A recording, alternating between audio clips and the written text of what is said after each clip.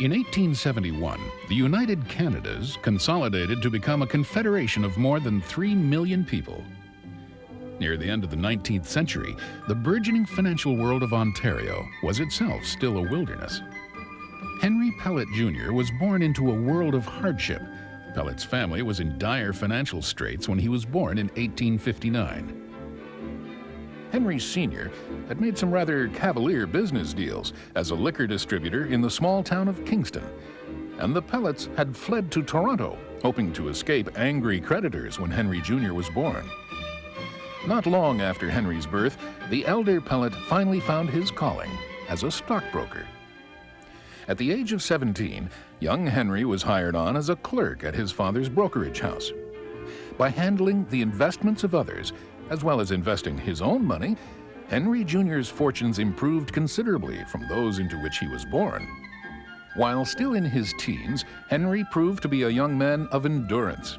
Even as he learned his father's trade, Pellatt also trained as a miler, setting a world record at the age of 20. The perseverance that put Pellatt in the athletic record books would serve him equally well in business. Combining ingenuity with his inherited trade, he triumphed in the stock market. With a shrewd hand in real estate, mining, energy, and banking interests, Pellatt made his fortune. He would ultimately amass assets of nearly $17 million. Pellatt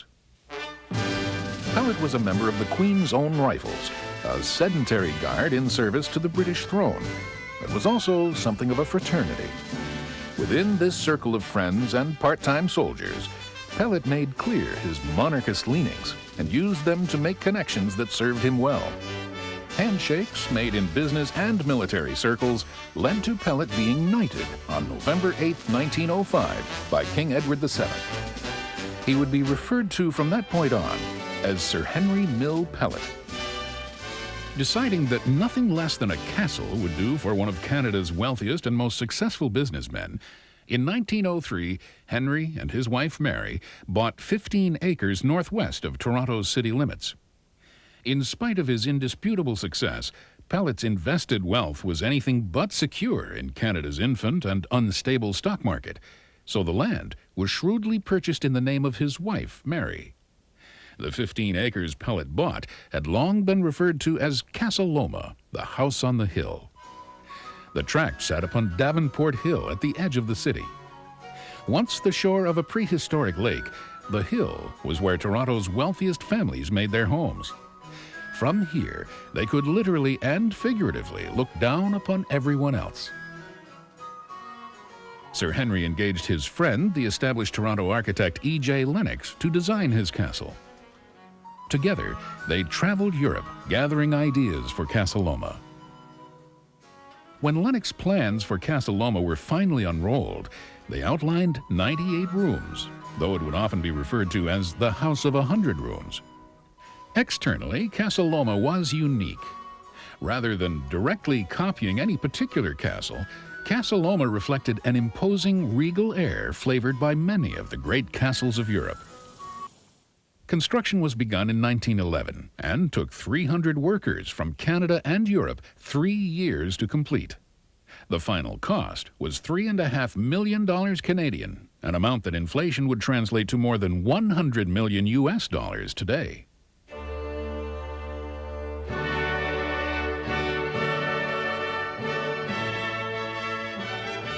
For Sir Henry and his wife Mary, Casa Loma would be the sort of home most families encounter only through fairy tales.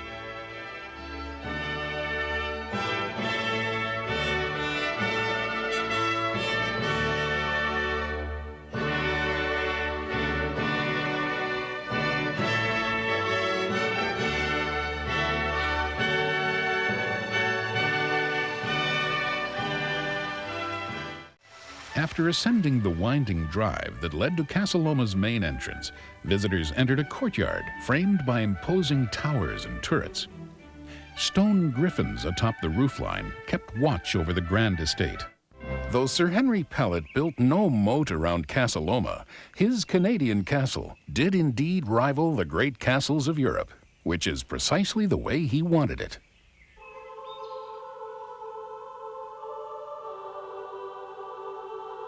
Setting the tone for Casa Loma, the Great Hall was the estate's most imposing room. The handcrafted oak-beamed ceiling loomed more than 60 feet above.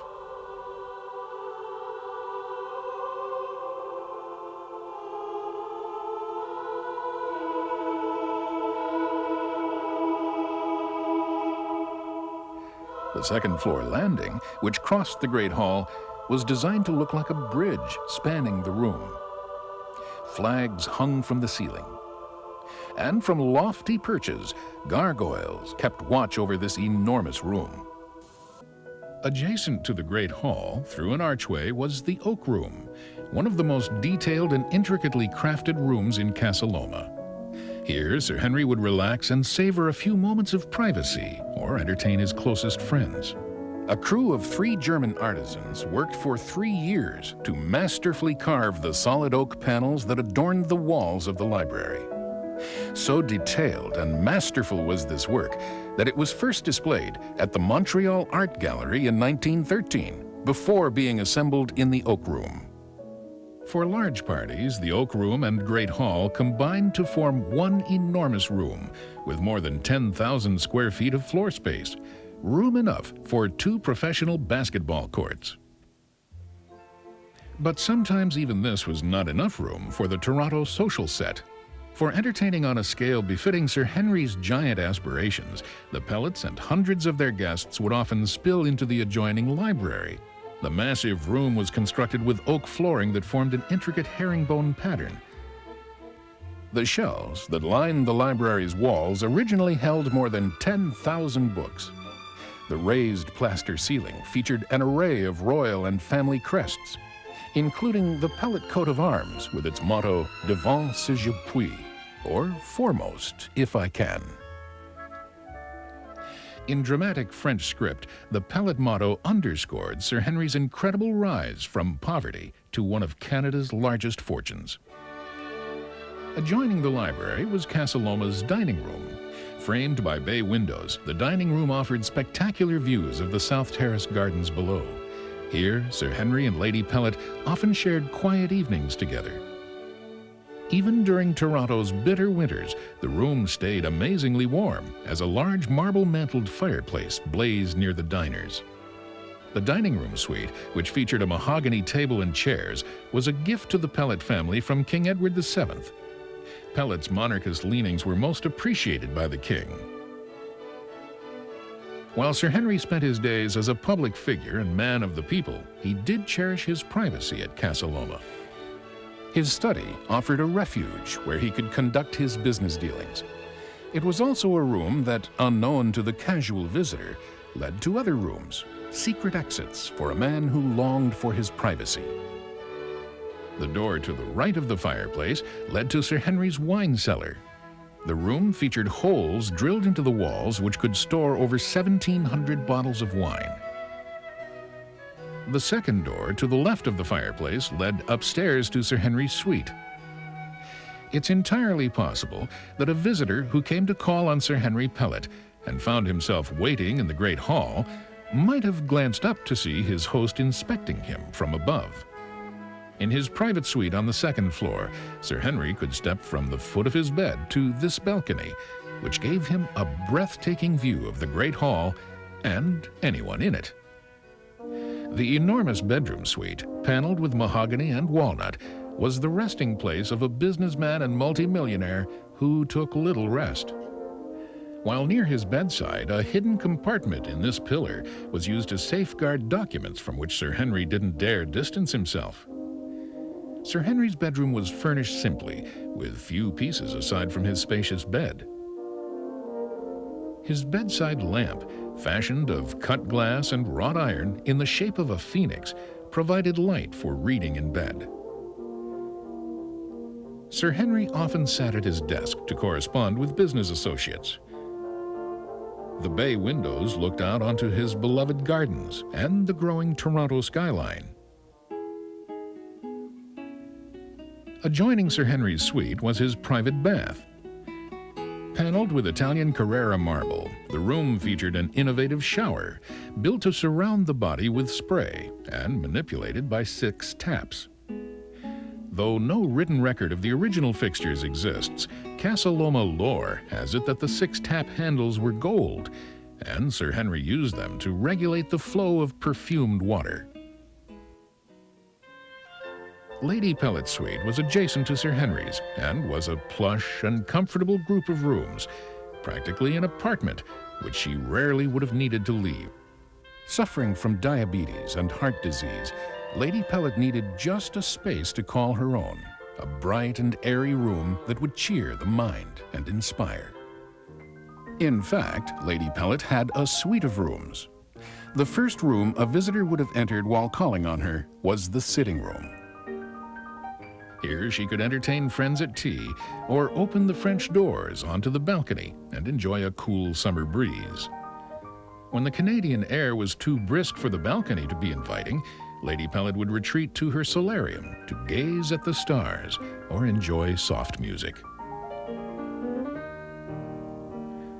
Of course, there were accommodations for guests of the Pellatts. Overnight guests to Casa Loma stayed in the Windsor Room, so named because Sir Henry originally intended it for visiting royalty. Thus, no luxury or detail was spared. The richly detailed plaster ceiling and gold leaf molding dominated the room's decor. The fireplace, one of 30 in the estate, featured a marble mantel depicting mythological scenes.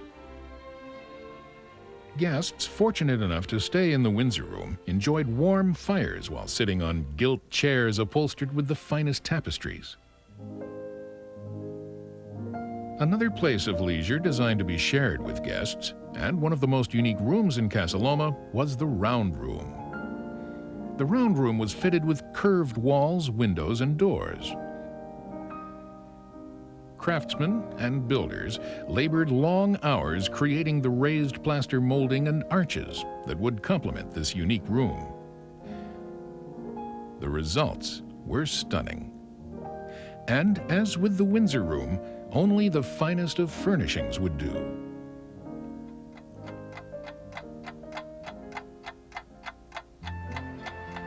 One of Casa Loma's most impressive rooms, the conservatory, was where guests of the Pellatts would be treated to tea. The conservatory, like the Round Room, was designed to be captivating when viewed from any angle. The seed for the conservatory was rooted in Pellatt's lifelong hobby and fascination. He was considered by family and friends as a gardener's gardener. At a cost of over $12,000, the massive dome of Italian glass was cut to portray a grape cluster motif. The natural fruit motif was one way to relish summer during Toronto's hostile winters. Platters, or ferneries as they were called in Sir Henry's day, were made of marble and heated by piped steam heat that allowed Sir Henry to indulge himself all year long.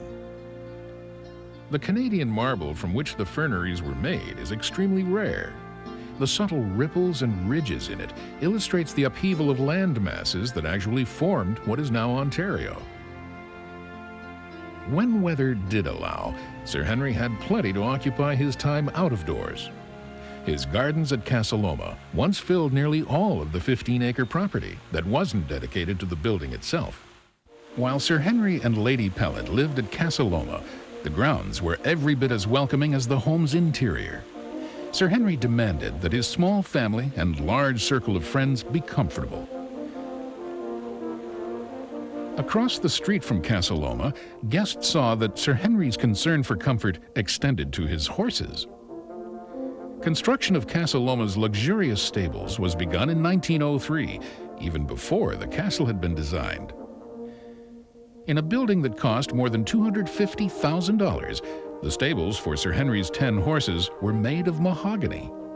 The entire floor was fashioned of Spanish tiles, laid in a complex diagonal pattern that helped guarantee sure footing for the horses. Yet before Sir Henry could arrange for the road between his stables and the site for his home to be rerouted as he had planned, his new neighborhood was incorporated into the city of Toronto. Despite his pleas, Toronto officials wouldn't hear of changing the course of York Road. In spite of his prominence in business affairs of the city, Sir Henry couldn't influence the course of the road. Undeterred, Sir Henry simply tunneled under the road and connected his stables to his home by means of an 800-foot-long corridor. With his regal steeds and wondrous castle, Sir Henry realized his childhood dreams of royal luxury and elegance. The foundations of Sir Henry's numerous business ventures were not nearly as sound as the masonry footings of Casa Loma, however. Nearly all of his business ventures had soured. Casa Loma, once Henry's shining symbol of royalty, had become a severe liability. In 1923, Toronto's home bank, in which Pellatt's firm was a major investor, went bankrupt. Pellatt and his colleagues were left owing nearly $2 million. The home bank went broke. Now we have a fellow who has done a lot of good things, but now he's hurt people. He has badly hurt some of the people that have lost their life savings. Sir Henry's personal life was crumbling as well. Lady Pellatt passed away as creditors began to move in. Heart failure was the official cause of death. Sir Henry was devastated. Faced with no other options, Pellatt listed Casa Loma for sale and most of its contents for auction. The castle that had cost $3.5 million to build was offered for $700,000 and found no takers. The $1.5 million collection of furnishings and art was parceled out at auction and brought in less than $250,000. Pellatt's wealth is indeed gone, yet he did leave a legacy. Casa Loma, his legacy in stone, endures as a tribute to the adventurous spirit of one man and the hazards of adventure that await all men. Canada, growing rapidly during the end of the 19th century, was an ideal market for American products. A steady stream of mass-produced, inexpensive goods flowed north from the States. That demand also forced Canadian and American industrialists into competition, creating a lively, if not always friendly, marketplace. In 1887, Robert Samuel McLaughlin was encouraged by family to enter the lucrative carriage business when he was only 16. He started in the trim or upholstery shop of McLaughlin Carriage Works, his father's business in Oshawa, Ontario. Young Sam earned $3 per week, spitting tacks and tucking leather seat cushions for sleighs and carriages. But since he still lived at home, his father deducted $2.50 for room and board, leaving Sam just 50 cents with which to do as he pleased. The last decade of the 19th century, the gay 90s, was an ideal time for an entrepreneur such as Sam McLaughlin. Everything was happening faster. Houses were being built faster. Cities were growing faster. In Oshawa, Ontario, carriages were being made faster, and for the McLaughlins, so were fortunes. The world's first motorized buggy had been built and driven far south of Oshawa in Springfield, Massachusetts. The McLaughlins were unimpressed. While the McLaughlins pretended not to notice the horseless carriages that began roaring past them on the streets of Oshawa, they couldn't help but notice the astronomical profits that the automakers were reported to have been making. Wealth would find Sam McLaughlin soon enough, however. Before 3 decades passed, McLaughlin Carriage Works would find a new product, the McLaughlin Buick. In 1907, McLaughlin Motor Car Company was incorporated and began assembling autos made from imported Buick parts. The next year, in 1908, 154 McLaughlin Buicks rolled off the line in Oshawa. The McLaughlin Buick would become Canada's favorite motor car, and it would carry Sam McLaughlin to the board of directors of General Motors, as the two companies would later join forces. The McLaughlin Buick and the success of the McLaughlin Motor Car Company continued to accelerate. Sam McLaughlin built an automobile empire. And to complement this empire, he built a castle, Parkwood. Sam's castle would rise almost within view of the Oshawa factory where the McLaughlin Buicks were made.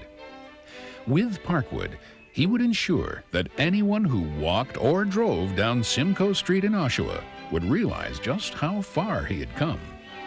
Beginning in 1916 and finished the following year, Parkwood's imposing exterior and 55 beautiful rooms exemplified the American Beaux Arts style, incorporating classical and Georgian elements. The building itself would cost $100,000 Canadian and would be filled with furnishings and decor worth even more. Sam and his new wife, Adelaide Louise Mowbray, would move into Parkwood and begin raising a family of 5 daughters. Parkwood was a world unto itself, and the main entry hall made that clear to all who visited. Guests approached the main cantilevered staircase, and immediately their eyes were directed upward to a massive leaded glass dome. The dome was a dramatic focal point to the entry hall and provided indirect lighting. The wrought iron banister was crafted in France especially for Parkwood. Framed by a captivating mural painted by Fred Haynes, a prominent and popular artist of the time, the room extended a warm welcome to social callers and business associates. Haynes was commissioned by Parkwood's architects to recreate scenes from the gardens outdoors.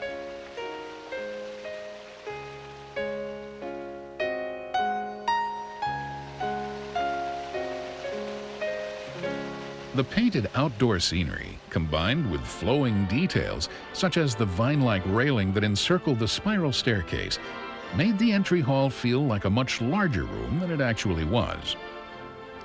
Organs similar to this one were popular among the wealthy throughout Canada and the United States. The pipes were concealed in the curved hallway walls. And true to McLaughlin's flamboyant style, this organ played itself. Down the corridor from the entry hall was the salon, or drawing room. Here, Sam, Adelaide, and their 5 daughters would take callers or simply relax alone. The room was paneled in oak and featured a dramatic tapestry purchased by Isabel, the 3rd of 5 daughters. Entitled The Triumph of Amphitryon, the Flemish tapestry depicted the mythological character riding aback a group of dolphins and surrounded by court maidens. The furniture in the room was designed in the Louis XV style with mahogany trim and down cushions. The white marble fireplace featured a shell motif, also found in the room's wood paneling. But the main focal point of the drawing room was a Steinway & Sons grand piano. 18th century in design, the piano boasted elaborate gilt cabinetry decorated in Hamburg, Germany. The fine art that decorated the room was chosen by the McLaughlins. Sam picked this landscape by Camille Corot. Corot's work influenced the French Impressionist school of the 19th century, and his paintings remain today extremely valuable. Fine art had its place in nearly every room of Parkwood. Even in the opulent dining room, which sat 22, dinner was forced to compete with the surroundings for attention. The walls were adorned with silk damask in floral patterns. Portraits of Sam and Adelaide hung near the table. But the main work of art hung over the fireplace. Now replaced by a reproduction, artist Paul Peel's After the Bath once hung here, providing a dramatic backdrop to McLaughlin dinners.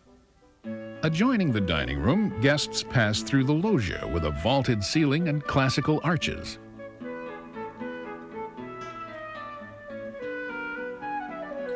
Vents, cleverly incorporated into the arch design, provided air conditioning on hot summer days.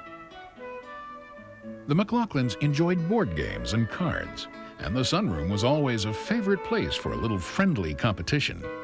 Perhaps the finest feature of this room was the hand-painted ceiling by an Italian artist entitled Gods of the Wine Festival. The walls were also adorned with festive murals.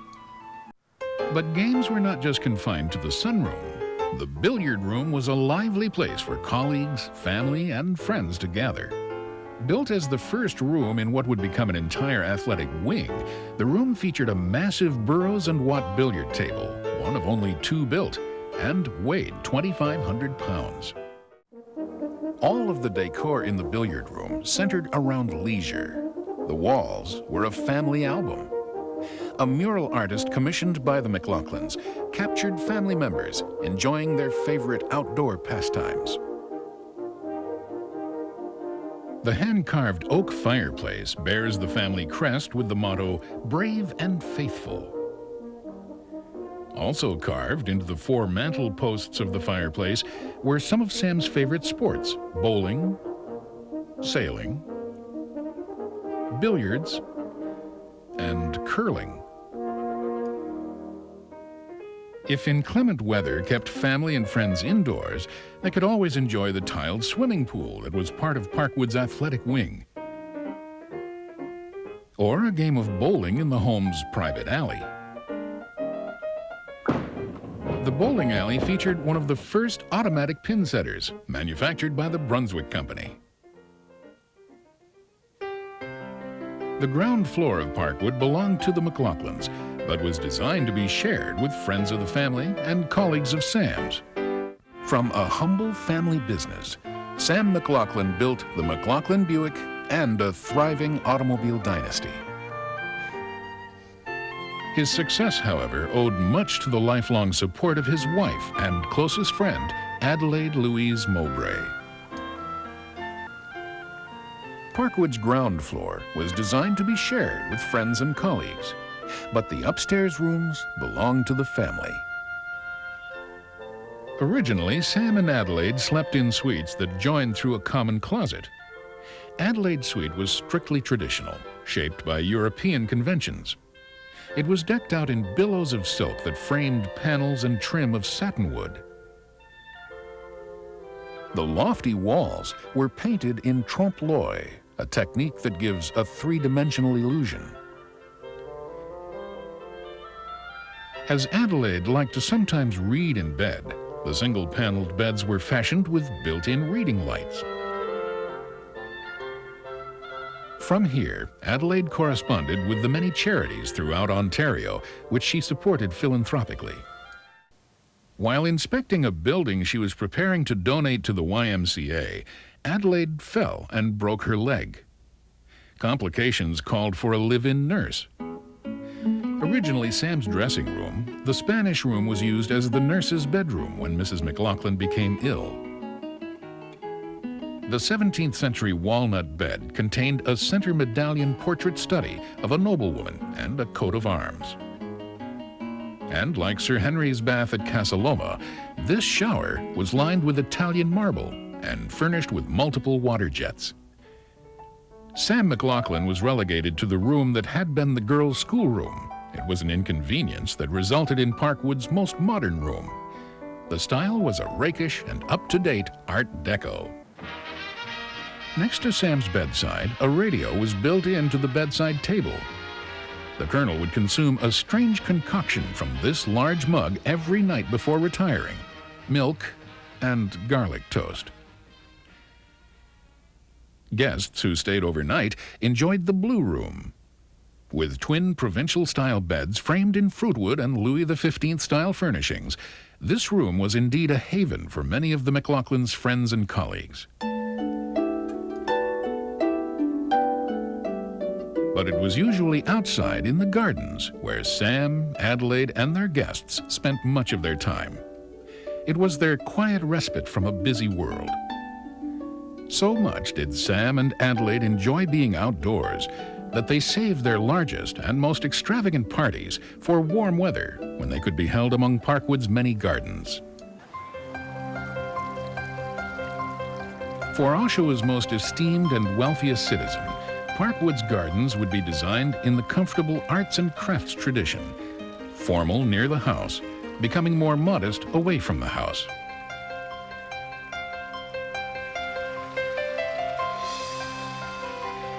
The Toronto couple of Laurie and Howard Dunnington Grubb designed Parkwood's grounds to be surrounded on nearly every side by gardens that today would cost over $500,000.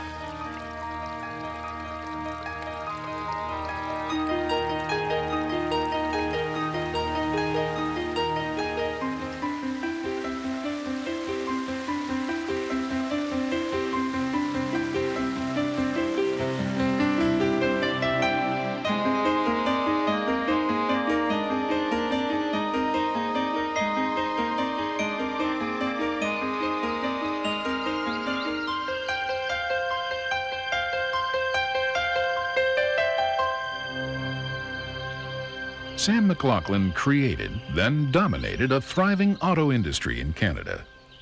He earned millions, and though he spent extravagantly on his home, Parkwood, he also left a generous estate. Repeatedly, McLaughlin gave his wife credit for the role her unwavering support played in his success. Adelaide passed away in 1958.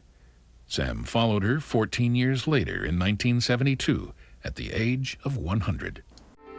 After Sam's death, Parkwood was bequeathed to Oshawa General Hospital, an institution Adelaide had helped to build. Sam McLaughlin's frontier was the auto industry. His intuition and cunning built a fortune for himself and his family and endeared him to his countrymen.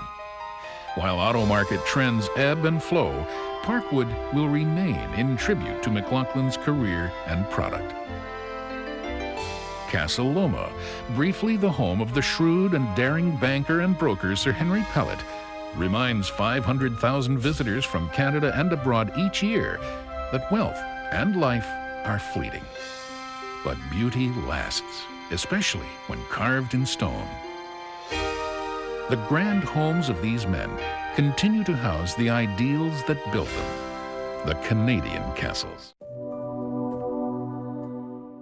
I hope you enjoyed this video. Don't forget to like, subscribe, share, and hit that notification icon for the latest videos as they are released.